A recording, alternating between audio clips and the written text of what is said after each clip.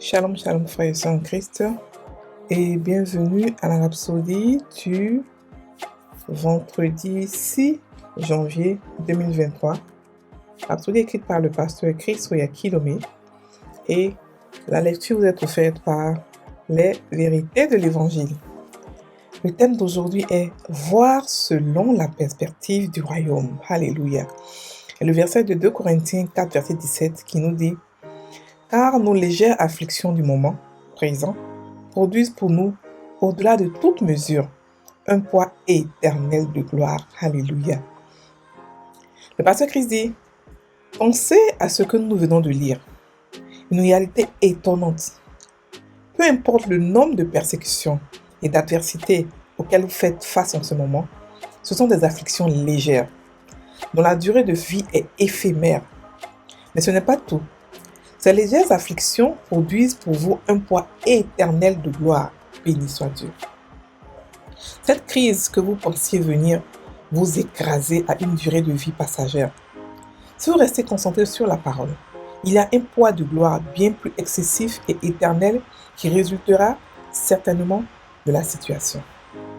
Puis, il nous dit comment cela se passe dans 2 Corinthiens 4, verset 17 à 18. Il dit « Car les choses visibles sont passagères et les choses invisibles sont éternelles. Arrêtez de regarder les choses visibles comme le monde naturel. Restez concentrés. Regardez l'invisible. C'est parce que ces choses invisibles sont réelles. Les choses auxquelles vos yeux ou vos sens physiques peuvent se rapporter ne sont pas réelles. Elles sont temporaires. Elles sont là aujourd'hui et disparaissent demain. Elles sont sujettes au changement. C'est comme ce que nous lisons à propos d'Élisée et de son serviteur lorsqu'il fut entouré de chars et de chevaux ennemis et d'une grande armée. Terrifié, le serviteur d'Élisée s'écria « Maître, nous sommes entourés. Que devons-nous faire ?» Élisée répondit « N'aie pas peur. Ceux qui sont avec nous sont plus nombreux que ceux qui sont avec eux. » Élisée pria alors « Éternel, ouvre ses yeux pour qu'il voie. » On peut le voir dans 2 Rois 6, verset 17. Le serviteur regardait la mauvaise chose, les vraies armées et les chars invisibles, l'invisible foule des anges qui entouraient Élisée, mais le serviteur ne le savait pas. Ainsi, dans votre vie, voyez l'invisible, regardez et voyez spirituellement. Voyez selon la perspective du royaume. Alléluia. Fin de la Rhapsodie.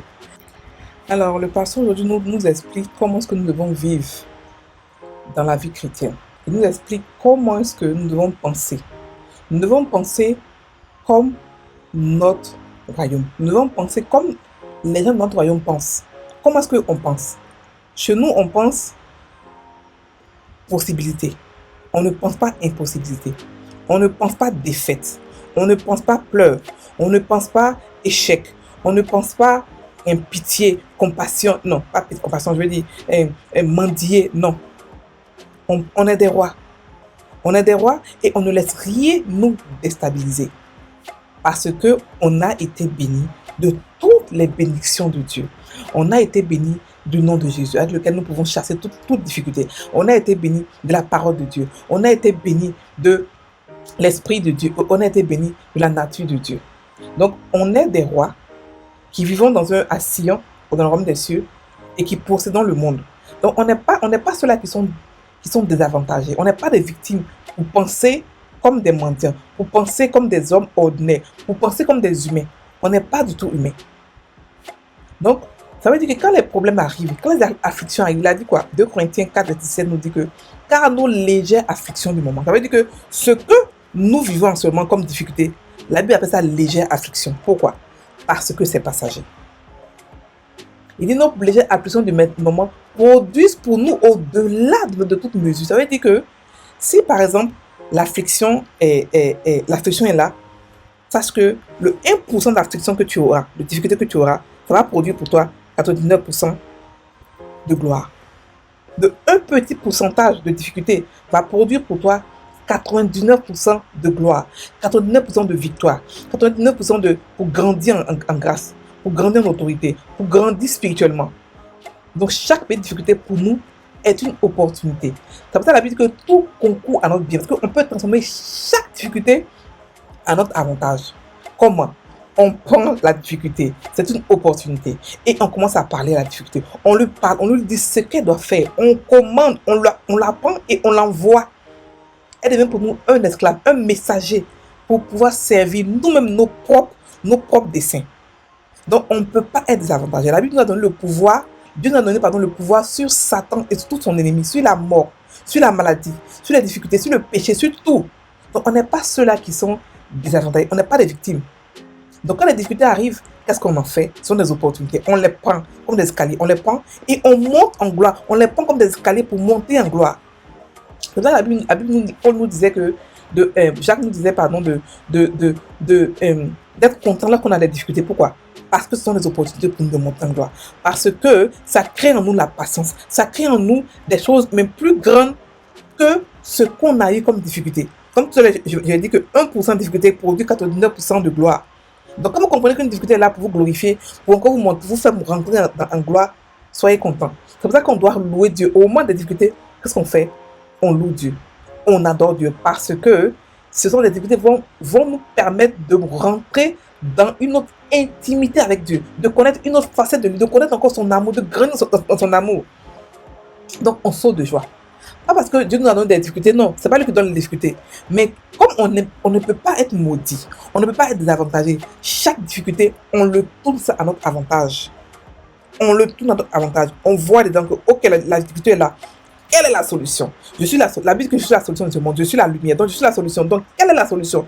Si la Bible vers moi, c'est que je suis la solution. Donc, quelle est la solution que je veux faire? Pensons solution. On ne pense pas, on ne s'attend pas pour pleurer, pour se plaindre. On ne se plaint pas. Mais on pense parce qu'on sait qu'on a l'esprit de Dieu. On a la manière de penser de Dieu. Donc, on sait comment penser solution, penser résultat. Le pasteur nous dit que ce que nous voyons avec nos yeux visibles sont passagers. Mais par contre, les choses éternelles, les choses invisibles sont éternelles. Ça veut dire que le problème que vous avez aujourd'hui, il est sujet de changement. Il va changer, quel que soit et qu'il va changer. Parce que quelle que soit la longueur de la nuit, le jour se lève toujours. Ça veut dire qu'un jour, dans ta situation, ça va changer. Mais ce qui est encore beau, ce qui est encore puissant, c'est que toi-même avec ta bouche, tu peux accélérer le changement. Tu peux accélérer la lumière, le jour. Tu peux accélérer cela par tes paroles. Par tes paroles. La Bible dit que par les paroles, nous sommes justifiés. Par tes paroles, tu peux, parce qu'on est des dieux. Donc, lorsque nous parlons, lorsque nous rentrons dans notre état de Dieu et que nous parlons, nous donnons des décrets, les choses changent parce que c'est comme ça que nous avons été créés. Donc, quand une difficulté arrive, tu peux être choqué, mais après tu dis, mais non, j'ai en moi l'esprit de Dieu. Je suis un enfant de Dieu et j'ai la parole de Dieu en moi. Je peux tout changer et tu changes la difficulté. C'est-à-dire que tu changes le destin. C'est-à-dire que ce qu'elle était venue faire là, tu ramènes, tu changes ça afin que ce soit pour ton avantage à toi.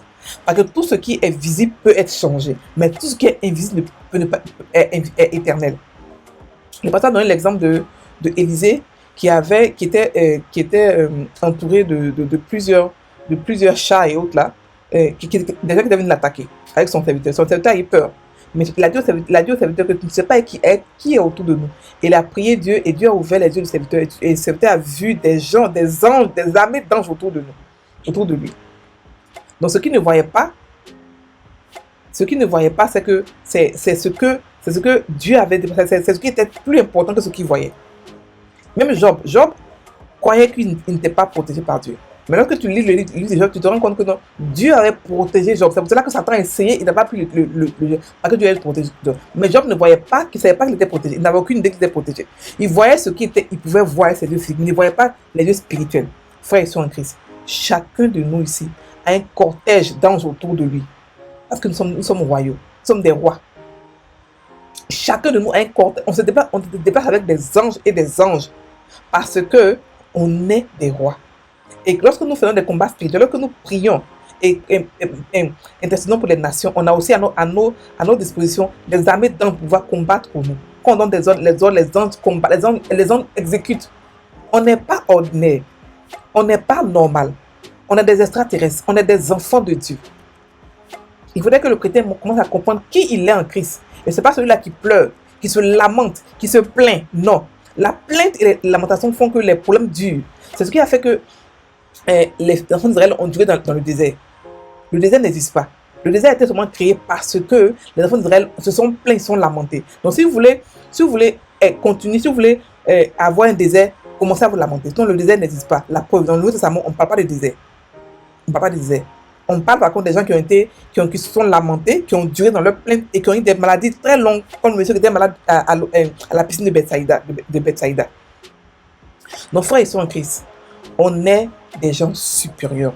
On n'est pas ordinaire. Et on ne regarde pas ce qui est visible, on regarde ce qui est invisible. On regarde, on imagine, on voit avec nos yeux spirituels. On voit avec notre esprit. On ne voit pas avec nos yeux naturels. Ce que nos yeux naturels voient peut changer. Ce qui est bon, c'est que, comme ça peut changer, nous-mêmes on fait changer ça par nos paroles. Parce qu'on sait que ça, c'est cette situation que j'ai actuellement là. Je peux la faire changer. Donc je commence à louer Dieu, à adorer Dieu parce que je sais que la situation qui est là, je peux la changer n'importe quel moment. Ça dépend de moi. Quand je suis prêt, je la change. Alléluia. Et comme cela, comme vous avez cette manière de penser qui est une manière de penser de royaume des cieux, rien ne peut vous déstabiliser. Alors là, rien. Votre cœur ne bat jamais. Vous êtes tout le temps serein. Quel que soit ici, vous êtes serein parce que vous savez que vous pouvez changer n'importe quelle situation. Le pouvoir est dans votre bouche. Le pouvoir nous a été donné. Donc ce qu'on doit faire en tant qu'enfant de Dieu, c'est de louer Dieu pour tout ce qu'on a reçu comme pouvoir, comme grâce, comme tout ce qu'on a reçu, parce qu'on sait qu'on peut tout changer. Parce que tout ce qu'on a comme affliction est pour nous un poids qui nous donne un poids de gloire éternelle. C'est-à-dire que la récompense, elle est éternelle. Elle ne finit jamais. Elle est éternelle. Elle ne finit jamais. Une petite affliction que tu as su la transformer, c'est fini. Tu as des grâces, mais grâce sur grâce, grâce sur grâce. Alléluia. On va maintenant prendre la prière. Cher Père, je te remercie pour le poids de gloire bien plus grand et éternel que j'expérimente en marchant dans ta parole. Je me réjouis toujours sachant que tu es, ô Seigneur, la force de ma vie.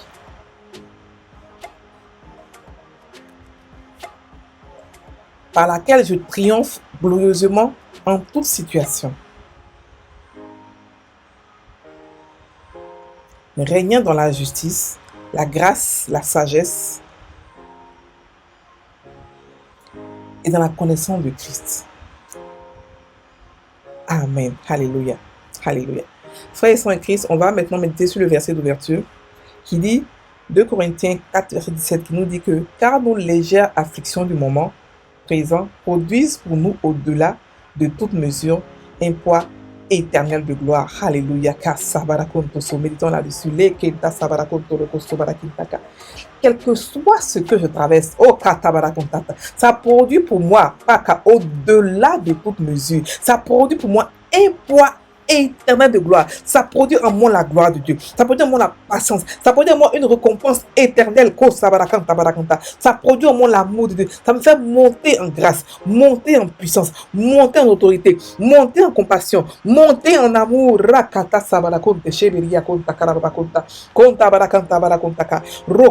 Et donc quand les situations arrivent, je saute de joie. Parce que je sais que c'est mon opportunité pour moi de monter. Mon opportunité pour moi de sauter de joie, de grandir. Les difficultés arrivent et je suis contente, je ris, je me moque de difficultés parce que celui qui est en moi, plus que celui qui est dans le monde, parce que je peux tout faire par Christ qui habite en moi. Oui, je peux tout faire. Parce que la parole de Dieu est dans ma bouche. Je la prends en compte. Je change n'importe quelle situation à mon avantage. Je n'ai peur de rien. Je n'ai peur de rien. Dieu a mis à ma disposition un cortège d'anges. Dieu a mis à ma disposition tout ce dont j'ai besoin pour pouvoir vivre une vie parfaite, une vie divine ici. C'est pour ça que je n'ai peur de. Je ne dis pas celle qui mendie. Oh là, je ne peux jamais être une victime. Vainqueur à vie, championne à vie. Et je pars de gloire en gloire. Les difficultés me permettent de partir de gloire en gloire. Ce sont pour moi des opportunités, pour partir de gloire en gloire, pour monter de gloire en gloire, pour monter d'autorité en autorité. J'avance, et rien ne peut m'arrêter. Je ne me justifie pas devant quelque chose que ce soit, parce que c'est Dieu qui m'envoie. Et quand il m'envoie, celui qui m'a vu l'a vu. Tel qu'il est, tel que je suis dans ce monde. Tel que Jésus est, tel que je suis dans ce monde. Celui qui m'a envoyé, celui qui m'a vu l'a vu. C'est lui qui vit en moi, celui qui fait les œuvres, celui qui vit en moi, celui qui fait les œuvres en moi. comme ça que je peux tout faire. Je ne pense jamais impossibilité. Je ne pense pas que mon royaume, là où je suis, là où j'habite à Sion, on ne pense pas impossible. On ne dit pas je peux pas. On dit je peux tout faire. Je peux toute chose. On ne dit pas je suis malade. On dit j'ai la santé divine. Je ne suis pas malade. Je prospère à tous égards. Chez moi, il n'y a pas de négativité. Il n'y a que la possibilité. Il n'y a que des positivités et la possibilité. Je